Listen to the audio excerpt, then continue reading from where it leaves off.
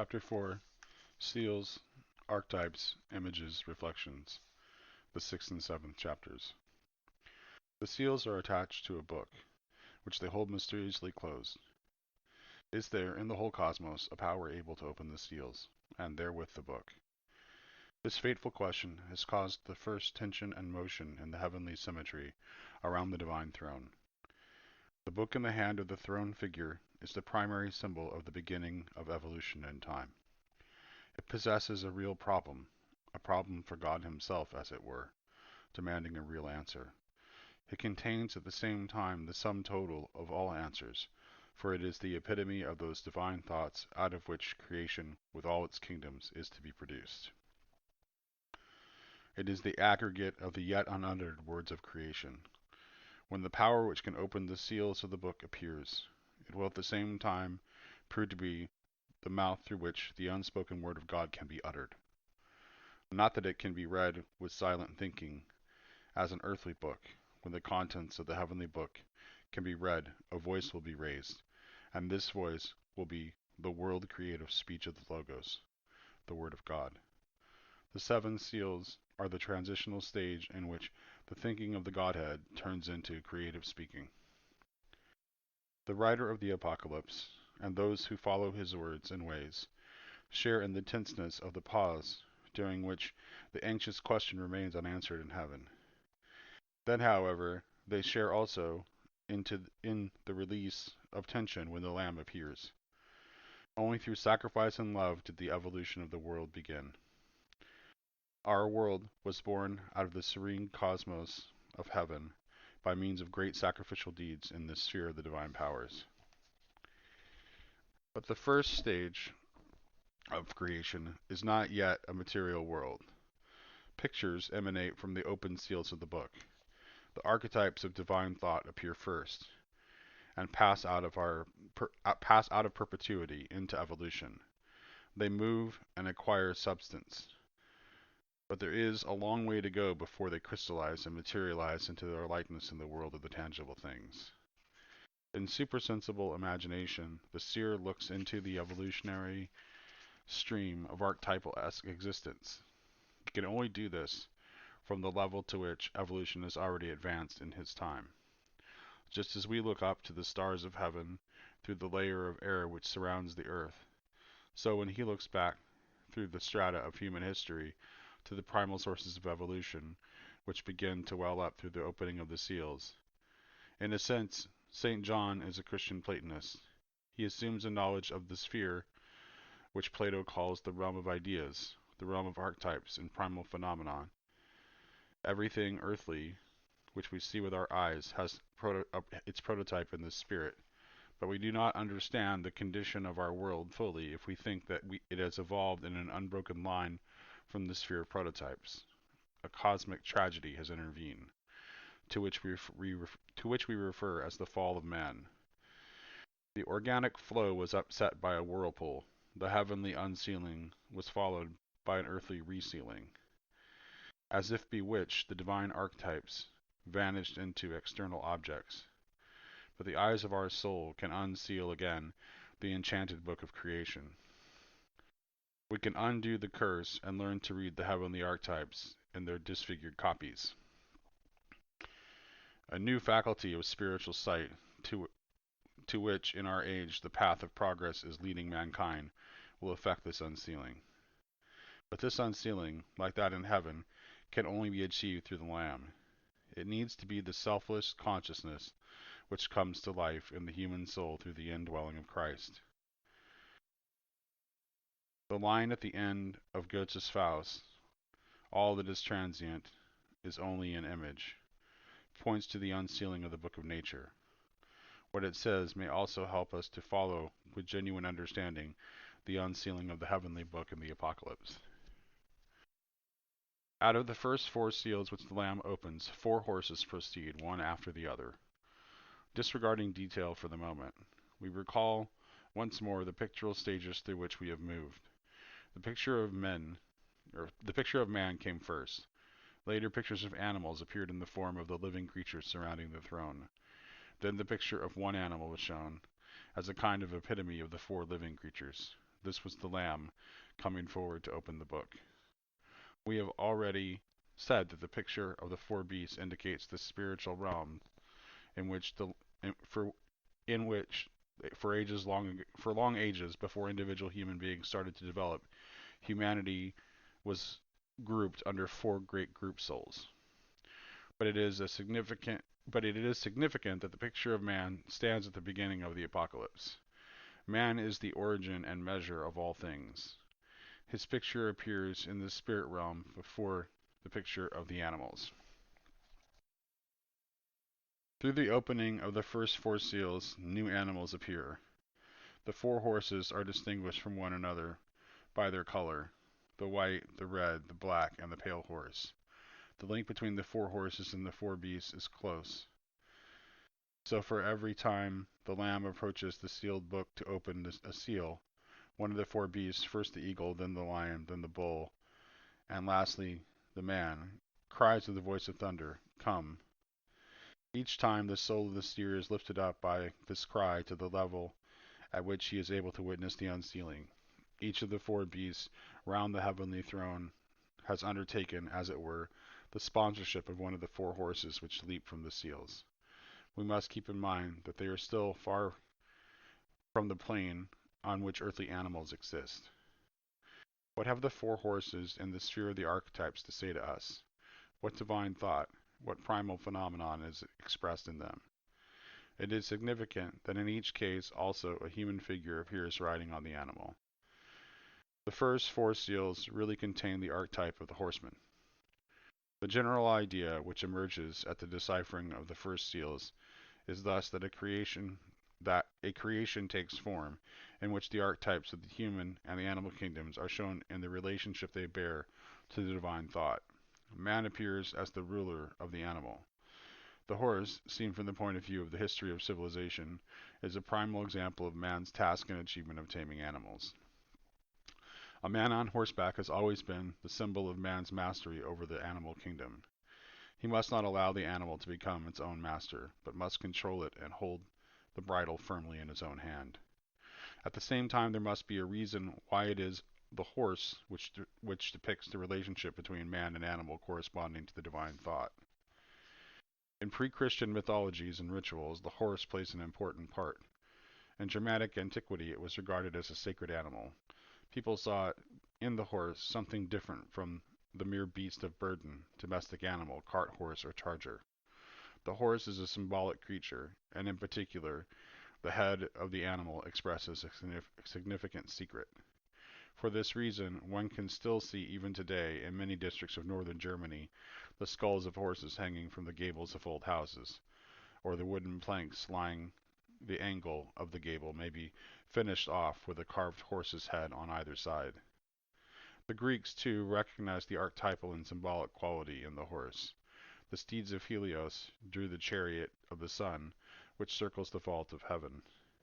And the helmet of Athena, who sprang as embodied thought from the head of the father of the gods and bestows thought upon men, was formed in such a way that it lay like a horse's head with its nostrils slanting over the brow of the goddess. Pericles, too, is represented wearing the helmet of Athena. Thus the symbol of the long forehead of the horse appeared on human as well as on divine heads. The archetype of the horse must have borne some relation to the archetype of man.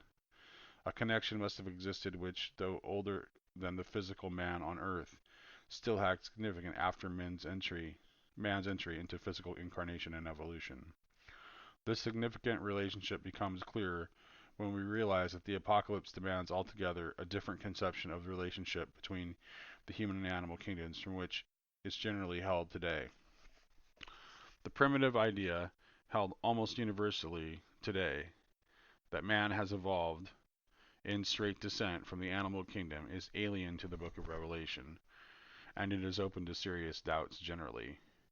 It is true that science has been able to, at great pains, to reconstruct the animal ancestry of man, and to describe the individual animal species as the stages through which mankind has passed in its evolution, but the missing link has never been found, and from the point of view of the revelation of St. John, the whole idea of man originating directly from the animal is a disastrous error.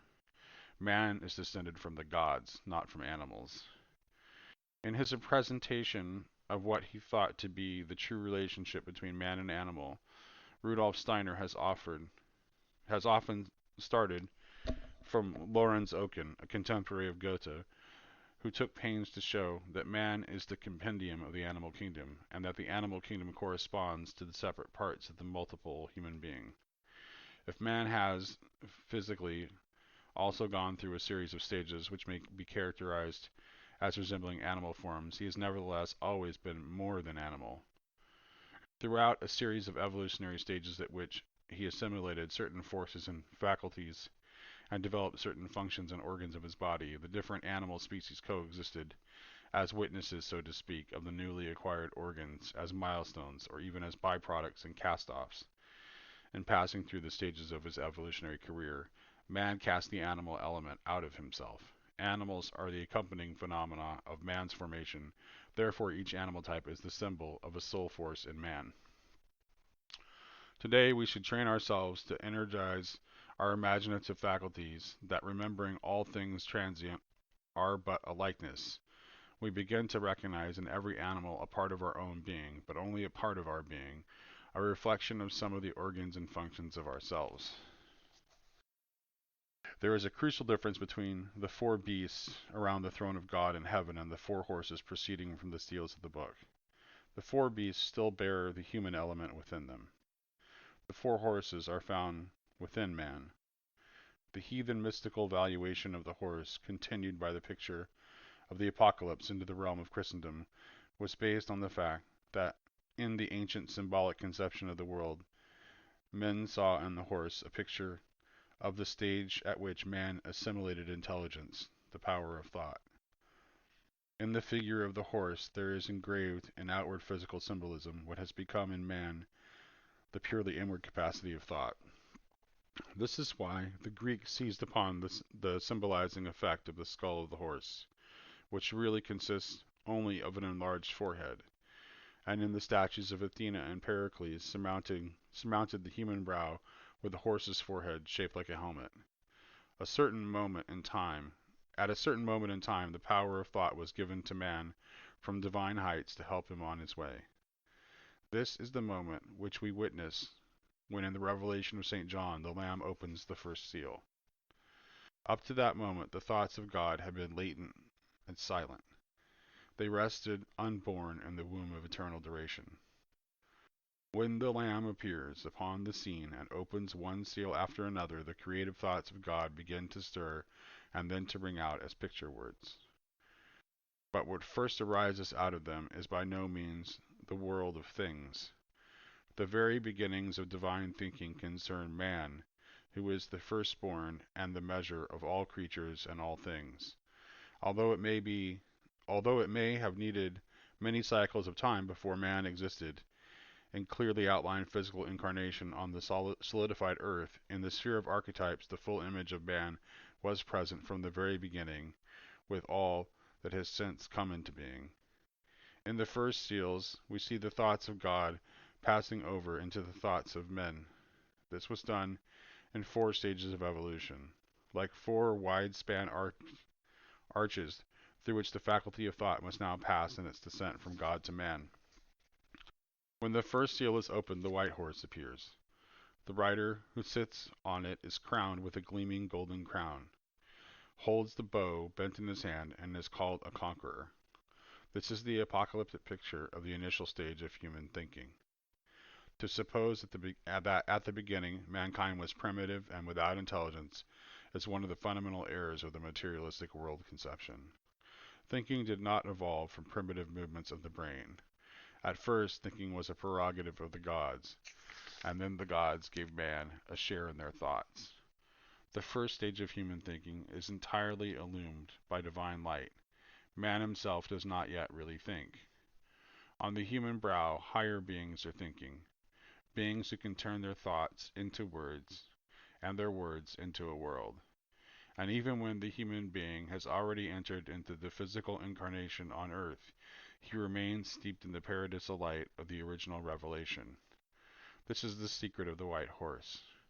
The crown that the writer wears on his head is the light of thought implanted by the gods on the brow of man when they gave him a share in their thinking. And the bow in his hand, and the bow in the hand of the writer reveals how through the power of thinking, man acquires the faculty of sure aim. Without the gift of intelligence, the world in his own being must remain vague to man for all time. Thought, although not yet his own position, enables him to see what what what exists around him and directs his life to a right goal. On the second seal, the red horse proceeds. To him who sits on it, power is given to take peace from earth and sow strife among men. He holds not a bow, but a sword in his hand, with which man fights against man. The transition from the white to the red color is very expressive. With it, the breaking up of light into the multiplicity of colors begins. Man must begin to make the divine intelligence his own. It must be linked with his bloodstream, which too has gradually withdrawn from the universal circulation of cosmic forces and grown into a self-contained unit. Thought becomes humanized and compressed into the soul of the individual. In this ensouled form, thought becomes a source of action in the human being, who thus grows more and more individualized. In the previous chapter, the two precious stones, jasper and sardis, were mentioned, symbolizing the harmony of spirit and soul. In the progression from the first to the second seal, however, discord arises. Man can absorb the power of intelligence into his soul only by forsaking the original divine light. The red color of his blood tinges his thinking. The secession the secession from the primal light brings in its train the loss of the original harmony and peace. The second apocalyptic writer bears dissension and war to mankind. Egoism arises and strife flares up. When the third seal is opened, another tragic break occurs. After the pure light, color now fades away also, and the black horse leaps out. He who sits on it has a pair of scales in his hand. He shouts words like street cries. Wares are offered for money. The transition, which first led from spirit to soul, now leads from soul to matter, to the physical plane. There, darkness and death rule. The colors of the first three horses, white, red, and black, reveal the primal symbolism of the consonants of spirit, soul, and body. This symbolism is frequently used in fairy tales. Thus Snow White, in her unearthly beauty, is depicted as white as snow, red as blood, and black as ebony. And has the stork perhaps been made the emblem of human birth, because, like an archetype made physically visible, he also owns the triple color? At the opening of the third seal, the step from red to black is therefore a further tragic descent. It is an inversion of illuminating and comforting change of colors which accompanies the transition from Good Friday to Easter Day on the altars of the restored sacrament celebrated in the Christian community. The black hue of death, used during Lent, is replaced by the bright red of Easter, and a breath of resurrection and rejoicing passes through our souls. When in the succession of apocalyptic writers, the black horse takes the place of red, evolution leads from the sphere of the living to that of the dead. The black horse and its rider show what happens when intelligence sinks down to the plane of material opportunities and advantages. Trade and barter begin. There is buying and selling on earth. The polarity between white and red is still bright. The polarity between red and black conceals dangers. Behind the red, luciferic desires and passions threaten. Behind the black, aromatic danger of soulless cleverness is hid. But the scale of descent and loss is not yet ended. Out of the fourth seal slips the pale horse. The word pale is chloros in Greek. This literally means yellow-greenish in color, like sulfur. He who rides on the horse is called Death. He is followed by Hades, the underworld of ghosts, and to him is given the baleful authority to kill a large part of the living beings on earth. At the present time, it ought not to be difficult to understand this further plunge of human intelligence. a plunge express in the transition from the black to the pale horse. Straightforward materialism still has some character. Bloodless abstractions are inhuman. With abstractions one can prove and refute anything. Mere intellectualism has no roots left. It ceases to take thinking seriously. It is long since man first began to absorb into himself what had formerly been the prerogative of God. Now he no longer engages even his own human nature fully in his thought life. He doesn't even notice how thinking slips from him and begins to lead a spectral life. The black horse symbolized thinking fettered to the physical body which is subject to death. When the pale horse gallops over the earth, thinking becomes ghostly. It is no longer only within man, it is beginning to haunt him like an army of specters. Starting from human thinking, death permeates the whole surrounding world with process of decay. The Homeric myths have prophetically foretold in the story of the wooden horse the final apostasy of human intelligence. The Greeks who besieged Troy made use of a stratagem which originated in the brain of Ulysses. They built a wooden horse and carried it to the gate of the beleaguered city. The Trojans took it as a votive offering to the gods, for they were still living in an older consciousness which knew that man owes the power of thought to the gods. However, when they had brought the wooden horse into the city, Greek warriors emerged from it during the night and perpetrated a fearful massacre. Ultimately, mankind turns the gift received from heaven into a source of ruin for itself. With much pomp and circumstance, we also introduce death, an unfettered host of demons, into our modern cities. In the virtual disappearance of the horse from public life, our civilization has undergone a veritable apocalyptic transformation. Only the superficiality of our age obscures the apocalyptic significance of the horse being superseded by machinery. Like the horse, the machine which has taken its place can be a reflection of a part of man's being. The ousting of the horse by mechanically propelled vehicles should really make us think. It is only through familiarity that we are no longer terrified at the sight of a vehicle whose source of locomotion we do not perceive. Machines are intelligence set free, become objective. They have placed man in the position of a magician's apprentice, and slave and whipping boy of his own inventions. Our intelligence meets us from without as a threatening spectral force, however paradoxical it may sound. So long as the horse was still at home on the streets of our cities, and the communal life of man was more human. Since the horse has been superseded by machinery, man is in danger of being superseded by the beasts, which the writer of the Apocalypse sees rising from the abyss. The pale horse has death and the demonic host of hell in his retinue. The first three seals depict the descent of divine intelligence to the human level, and the fourth seal, the danger of human intelligence becoming demonic, is revealed. In the later parts of the Apocalypse, when the fifth and sixth trumpet sound, the theme of the pale horse receives sinister development. In the ninth chapter, demonic powers are described spreading over the earth like swarms of locusts. And the shapes of the locusts were like unto horses prepared unto battle, and on their heads were, as it were, crowns of gold, and their faces were as the faces of men, and they had breastplates as it were, breastplates of iron, and the sound of their wings was as the sound of chariots of many horses running to battle. And they had tails like unto scorpions, and there were stings in their tails, and their power was to hurt men. And I saw horses in the vision, and them that sat on them, having breastplates of fire and jacinth and brimstone, and the heads of the horses were as the heads of lions, and out of their mouths issued fire and smoke and brimstone. By these was a third part of men killed. These are gruesome machine-like beings which eventually appear on the scene as a metamorphosis of the pale horse. Of course, it is not the purpose of the apocalypse to dissuade people from employing technical science.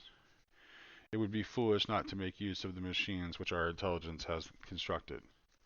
But when we learn to see our mechanized civilizations as a reflected image of our own human condition, We shall be obliged to confess that we can only employ technical science and continue to live at the same time as true human beings if we add to this external culture such a strengthening and cultivation of our spirit as provides the balance to increasing mechanization. If we can again unite the intelligence which is slipping away from us with the reinforced spiritual core of our being.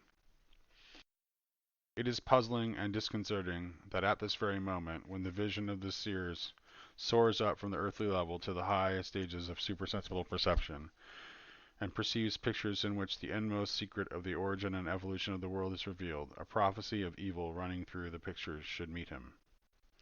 This first result of imagination is the vision of the tremendous fall suffered by cosmic intelligence, from divine heights down to the human sphere, and then into subhuman, demonic realms.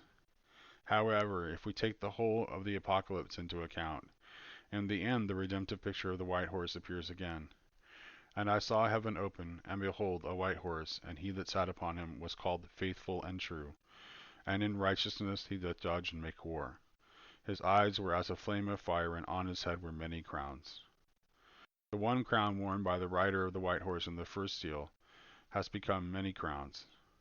Just as the hosts of hell follow the rider of the pale horse, so the heavenly army, of which each one is clothed like himself in white raiment, follows the white rider on the white horse. The fall of humanity from the divine to the demonic was foreseen in the book of God's purposes. But the downward movement reveals its true purpose only if man ultimately reconquers the heights by strength of that freedom which he attains at the bottom of the valley. At first, the white horse is given to him without his own effort or desert. He will be able to win it back in freedom through the strength to which he rises by his own endeavor. One of the names of the white rider is the Word of God. When man finds anew the way to receive the thinking of God into his own thinking, and the Word of God into his own words, the downward movement can turn into upward movement. This is achieved. If this is achieved, the bud of vision will open in the mind and will grow from the inmost center of man and from the indwelling divine ego. Man will ally himself with the white rider, on whose brow gleam many golden crowns. When the Lamb opens the fifth seal, the image released from the seal changes. The stirring picture of a horse with its rider is not repeated. Instead, the sublime and peaceful vision of an altar appears. In the sequence of the four apocalyptic riders, which leads to the middle of the seven seals, obviously a nadir is reached. After the middle at the fifth stage, a level is touched from which a return and new ascent is possible. After the heavenly book, the altar is the second basic symbol of the apocalypse. Just as the sevenfold circle of the seals was released from the book, so the altar will later become the place from which the seven trumpets originate. The heavenly book pictures a sphere of cosmic lore and knowledge from which the history of cosmic intelligence proceeded in its metamorphoses through human history. Now the symbols indicating thought, teaching, and knowledge recede. If intelligence is to be rescued, help must come from another source. The development of the intellect has come to an end. Mechanization, i.e., applied thought divorced from its source and leading an independent existence, reveals the last dangerous stage. Soulless specters have made their appearance on the human scene.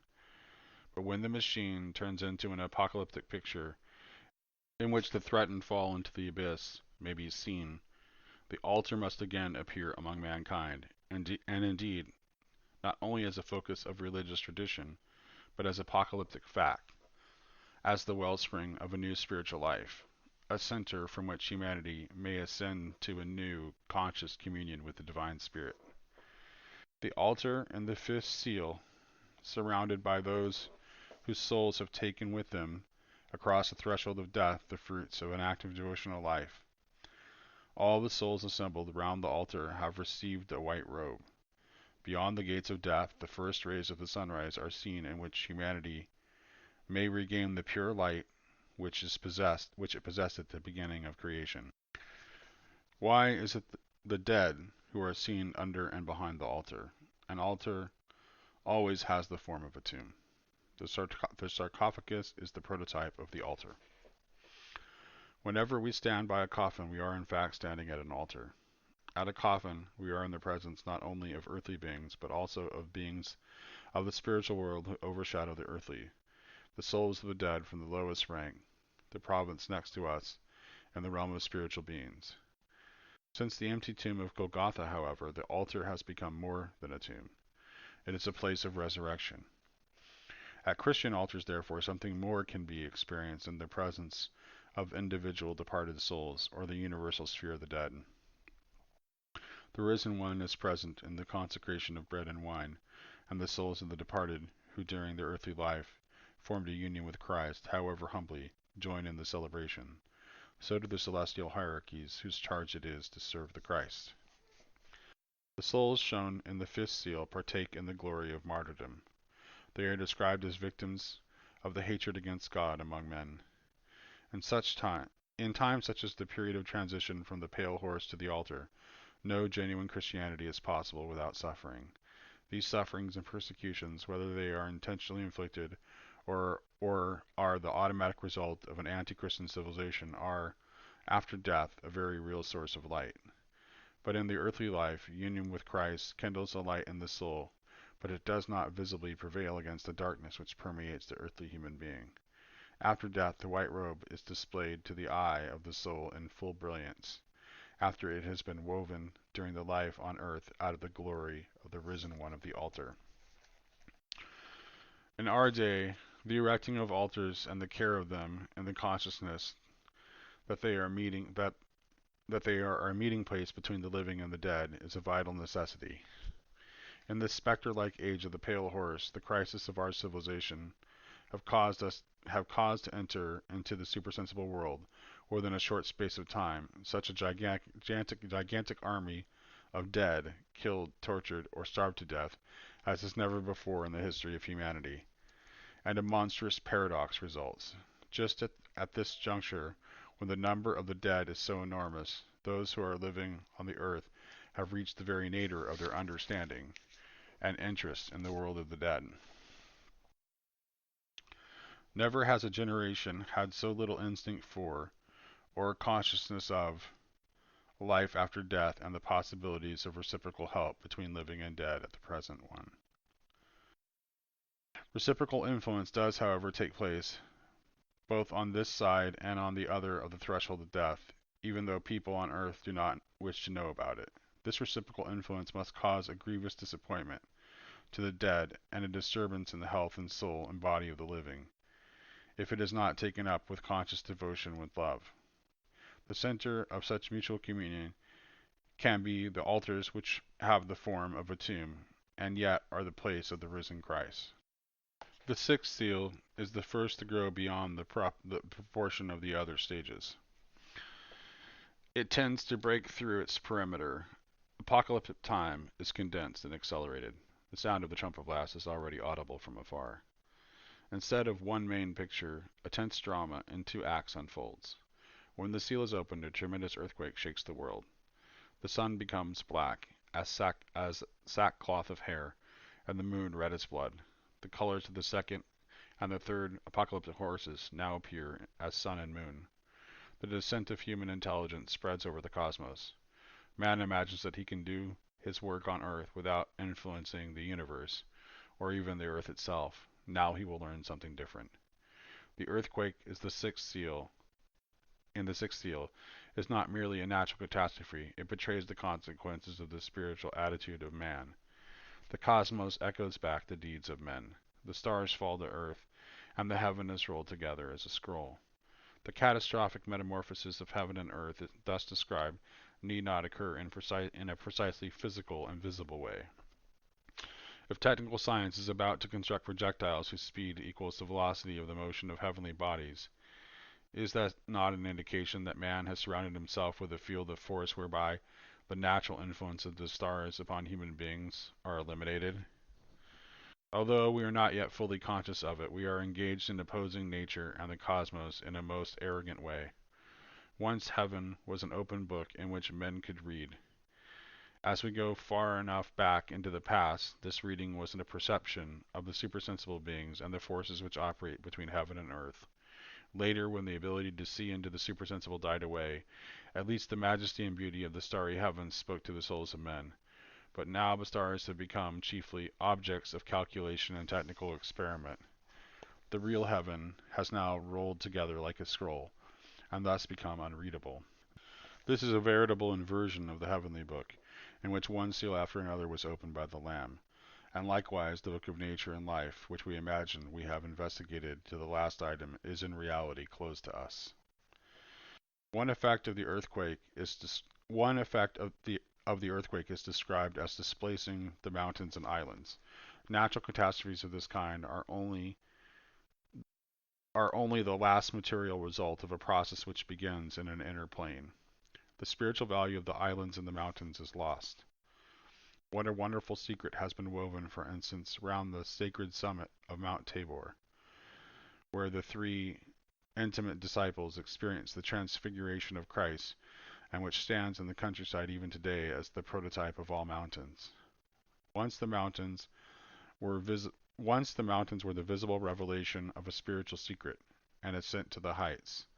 Similarly, the islands were visible symbols of a withdrawal from the world. The island of Patmos, where the apocalypse was born.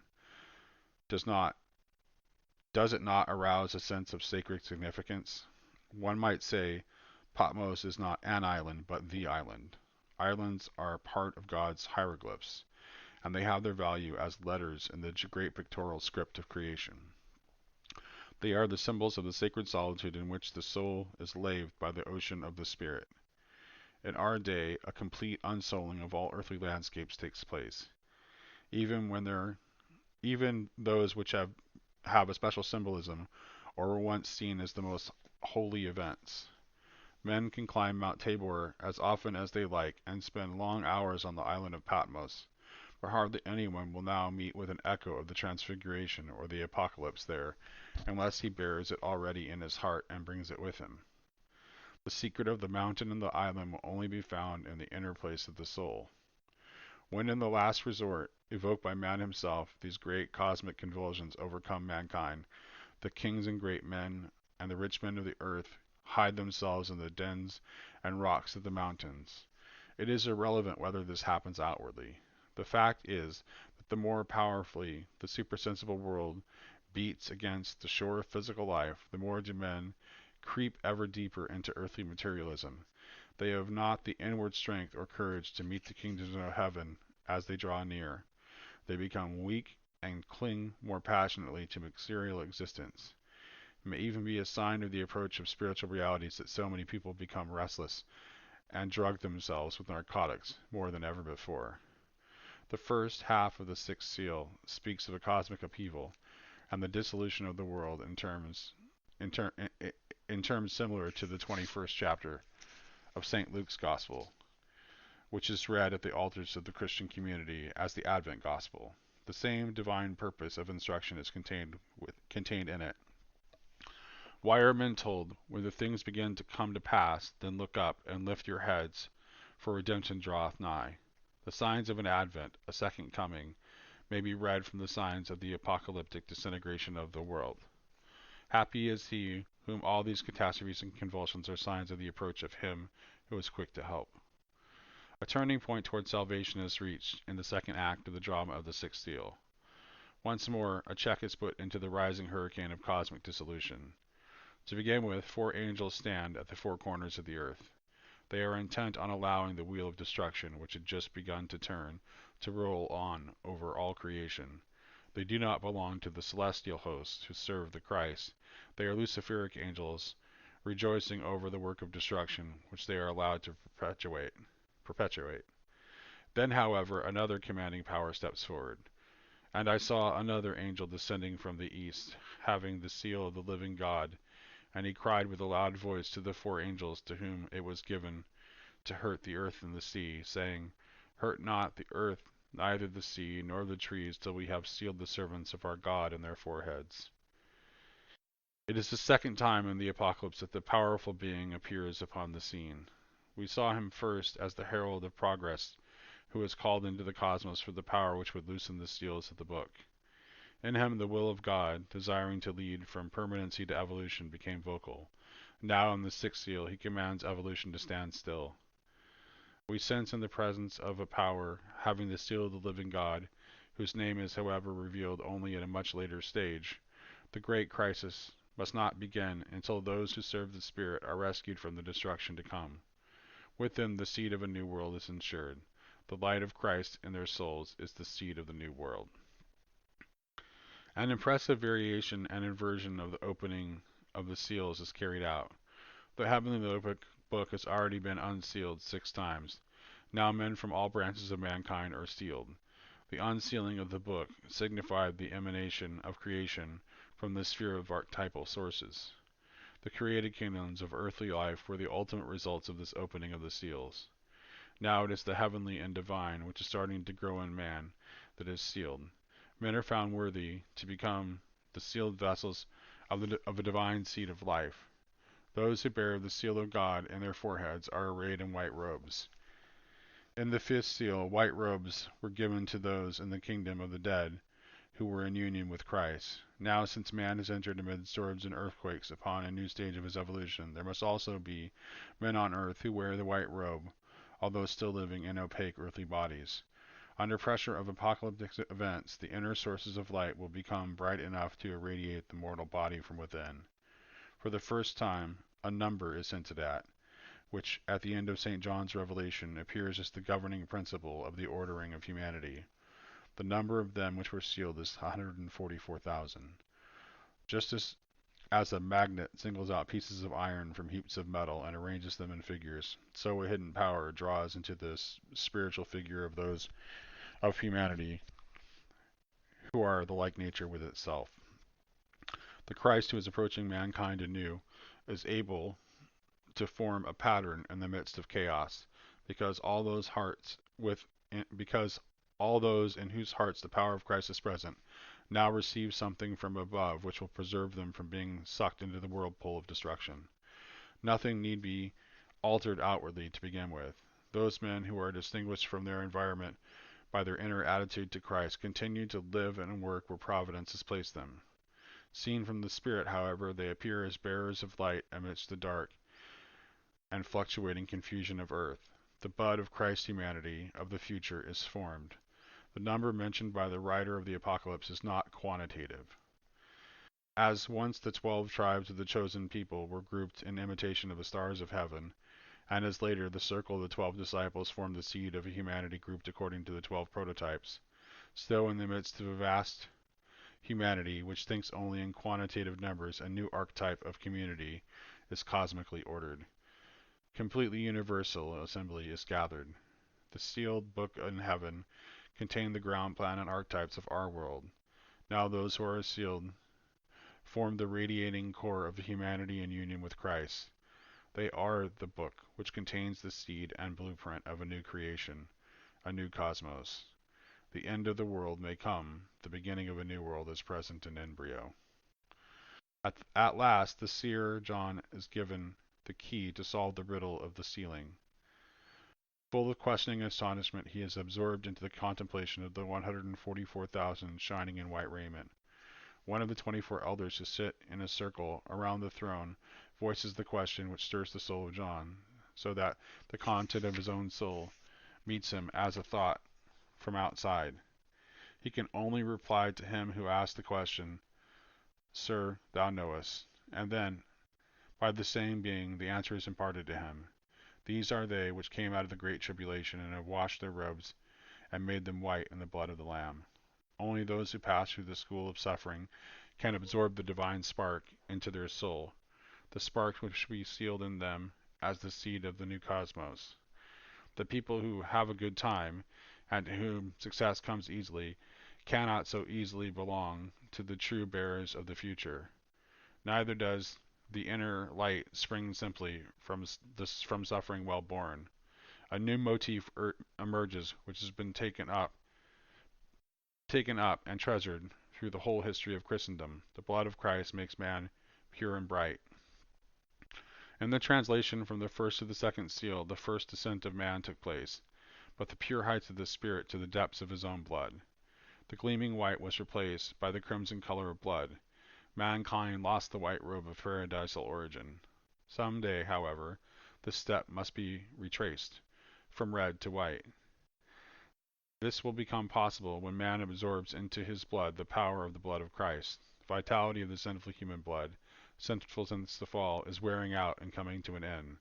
The blood that flowed from the wounds of Christ is the bearer of transformed spiritualized forces of imperishable life. He who learns in the school of tribulation to open his being for the entry of Christ, to receive in his own blood the blood of Christ, obtains through him who dwells within his heart a share in the eternal life which bears the seed of the new world, and of which it can be said, the life is the light of men. From the white robes of those who bear the seal of God in their forehead, the new light of heaven and a new earth begins to dawn.